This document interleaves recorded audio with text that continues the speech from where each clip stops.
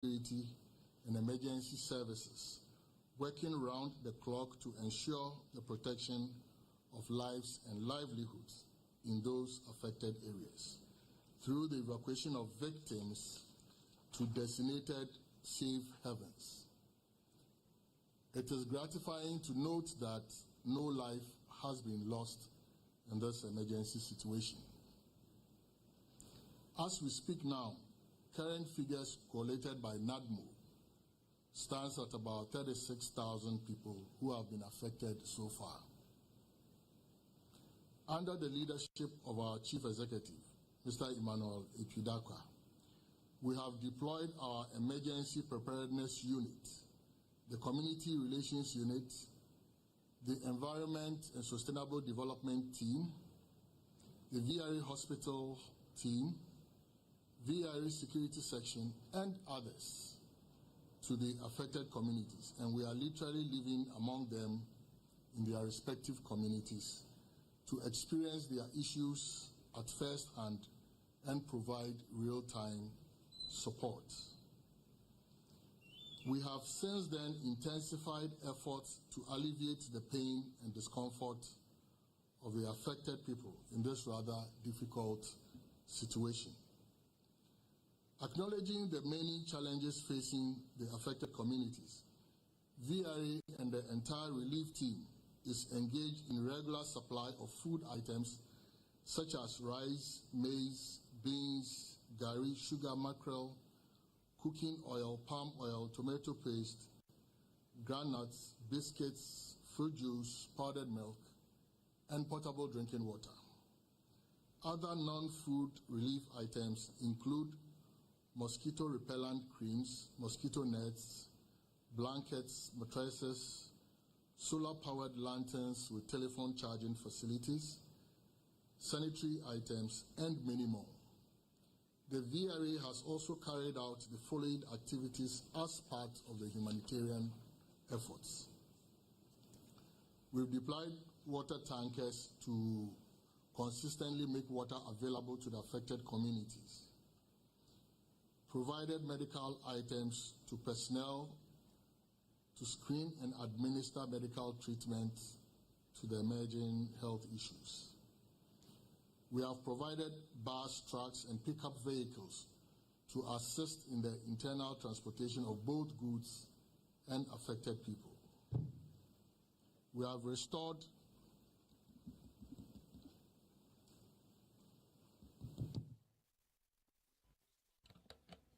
away from the Akosombo Dam spillage stories, the Chancellor of the University of Cape Coast says Sam Jonah has stated that Ghana's first president, Dr. Kwame Nkrumah's unwavering commitment to serve the interest of the common man must be a guiding light for our leaders today. Well, he said it was not too late to go back to some of the policy ideas of Ghana's first president in effort to restore the African continent on the path of development.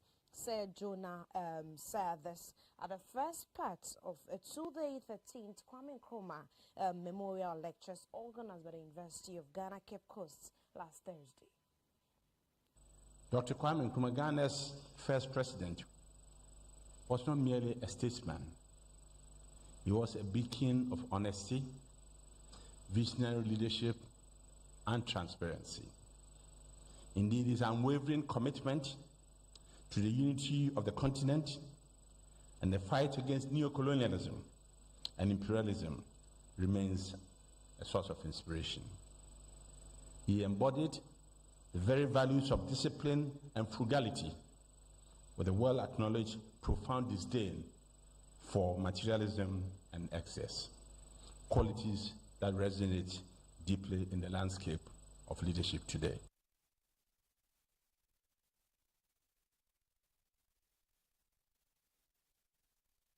President of the concerned Cocoa Farmers Association, Nana Boati Mbonsu, has called for the dissolution of the Ghana Cocoa Board. Well, according to him, the time is right for cocoa farmers to sell their products and produce directly to buyers, since Cocoa Board has failed in its duties in the interest of the Ghanaian cocoa farmers.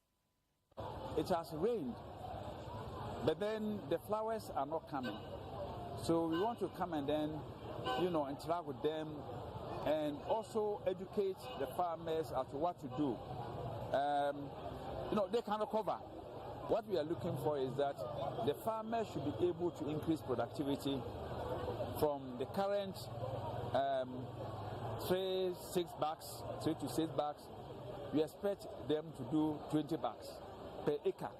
And you can see that, after the message, many of these farmers are showing that, confidence that they will be able to do it.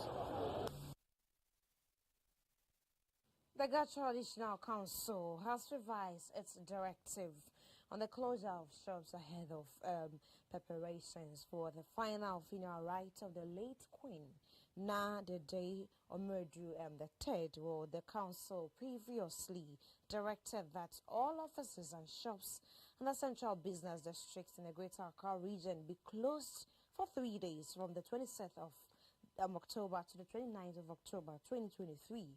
The council, in a new statement, directed those offices and businesses be closed only on Saturday, October 28th, and not the previously announced 3-day directive.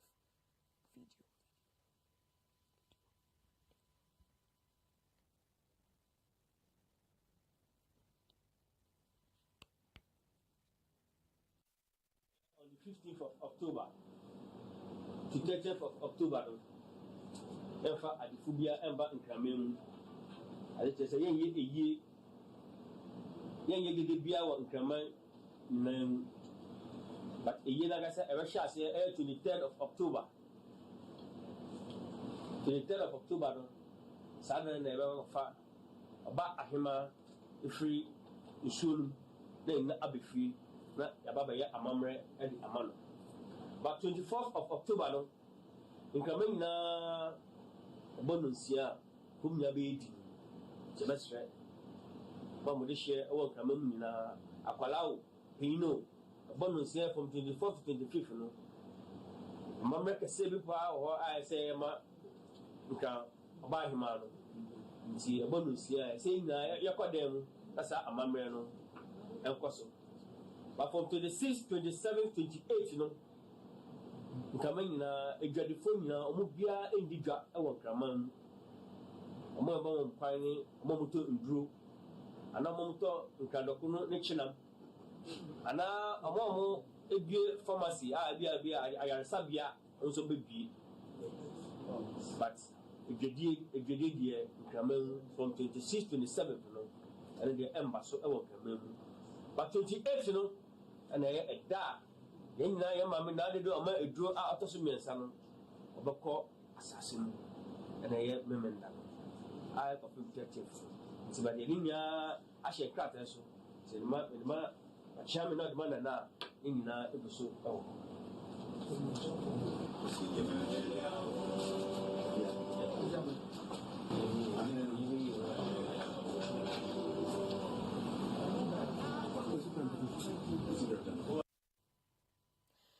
Away from that story, Deputy Minister of Transport Al-Hassan Tambuli disclosed that some international airlines have sent their applications to fly directly to Ghana Kotoka International Airport.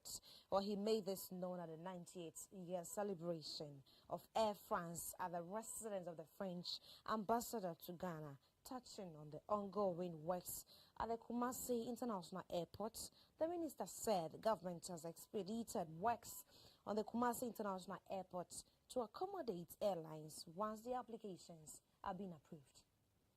Some airlines that want to come to Ghana, and we have received, requests from some airlines in Spain, and then I was just being told that there's another airline that is also trying to come from Italy, so that we can have a direct flight by the next summer from, Rome to Accra. So, yes, Ghana is open for business. Airlines are coming. They keep knocking on our doors. We are ready, and we have the infrastructure to accommodate them and then give them an experience that, will make them come again.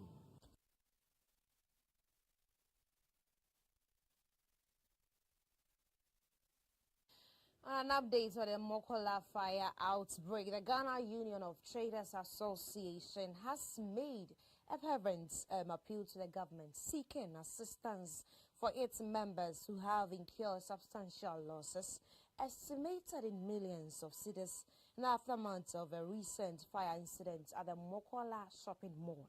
The fire outbreak occurred on the 9th of Friday, the 28th of October 2023, resulting in the destruction of 200 makeshift structures within the Mokola shopping mall here in Accra, while Director of Communication for Guta, Joseph Tete Pardi, appealed for government intervention. Fire outbreak has really caused them so much. Most of them have lost their capital, ranging from over 200,000 and above. So, as a matter of urgency, we're calling on government to come to the aid of the people who have been affected. And we are here also to meet management of SNIT. They are the owners, they are the landlords. We want to meet them. We are waiting. They are in a board meeting with NADMO, so we are waiting to meet them and let them have what are the plans they have, the immediate plans they have for them. How are they going to relocate those who have been affected? So that's what we are looking forward to now.